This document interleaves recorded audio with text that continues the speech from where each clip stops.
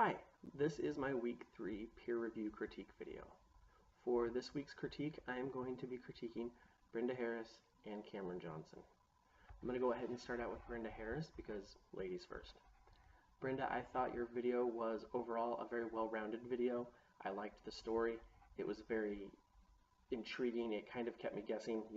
I wanted to know what happened next. You started out with the limb fell and the first person, their estimate for the tree removal was very expensive, and then the other guy showed up and he was willing to undercut it and do it for way cheaper, even though he wasn't officially licensed, but he was still willing to do it. And one thing happened, and then another thing happened, and then another thing happened, and in the end, it all ended really well. But you kept me guessing, and it was very intriguing, and I wanted to know what happened next. Like I needed to know what happened next in the sequence of events. So I thought that was really great.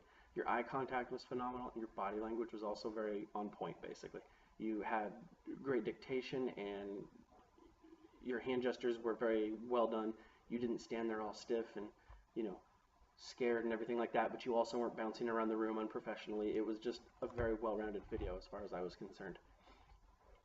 On the flip side of that coin, if I had to pick a couple of things to go ahead and critique you on, I would probably have to say that my biggest thing, I felt like it was kind of, for lack of a better word, I guess, kind of long and maybe overly detailed.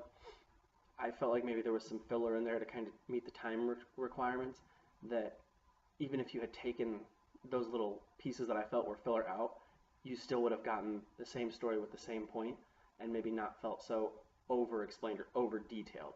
But other than that, I thought it was a fantastic video, and keep up the great work. For my next critique, I'm going to go ahead and critique Cameron Johnson. First of all, fantastic story. I laughed because I knew exactly what that liquid stuff was. I've seen it in gas stations quite a few times. I thought it was really funny. You're going on a trip with your mom, you ask her for a 5-hour energy drink, and she comes back with a male enhancement drink. It was super hilarious. I really enjoyed it. It was I could totally see how that's a memorable thing, and that's one of those things that, 5 years down the road at Christmas dinner or Thanksgiving dinner, you're going to be talking about, and that'll get brought up, and everybody will have a good laugh, and it'll be fun. Overall, I thought it was a great speech. You did really good with your eye contact, and you stayed on point for the most part. Again, on the flip side of that, there are some things that definitely could have been, I guess, done over. The first one, which was also one of the things that made me like your video the most, was the cat.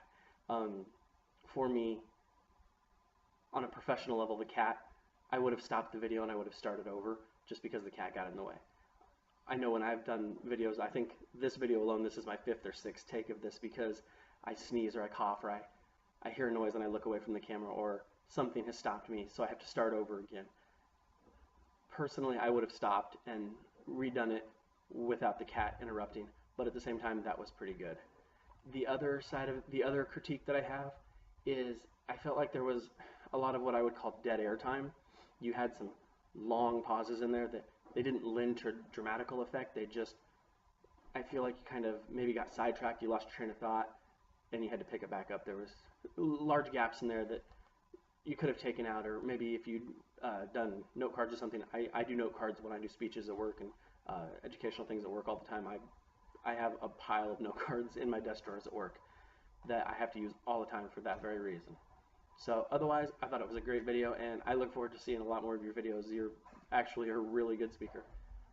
So then my third and final critique is my self-critique for my own video.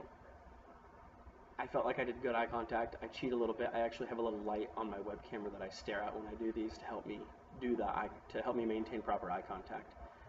So I feel like, again, I have really good eye contact. I have noticed that I need to take my glasses off when I do these because there's a glare from my laptop screen that bounces back on there and it looks kind of gaudy and you can't really see my eyes. So I try to do them without my glasses, but that makes it a little hard to read my notes sometimes. So sometimes I'll have my glasses on, sometimes I won't.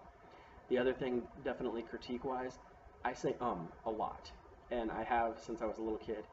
I'm working on trying to get over that, and I know that I need to, but it's one of those things I know is going to take time.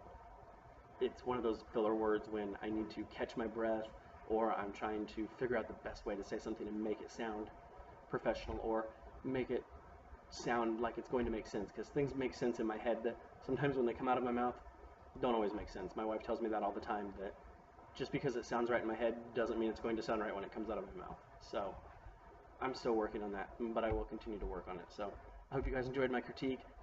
I hope you don't take anything the wrong way. I definitely love the videos, and I look forward to spending the next few weeks with you guys and working on our speech abilities. So here's to the next 5 weeks, and have a happy Thanksgiving, everyone.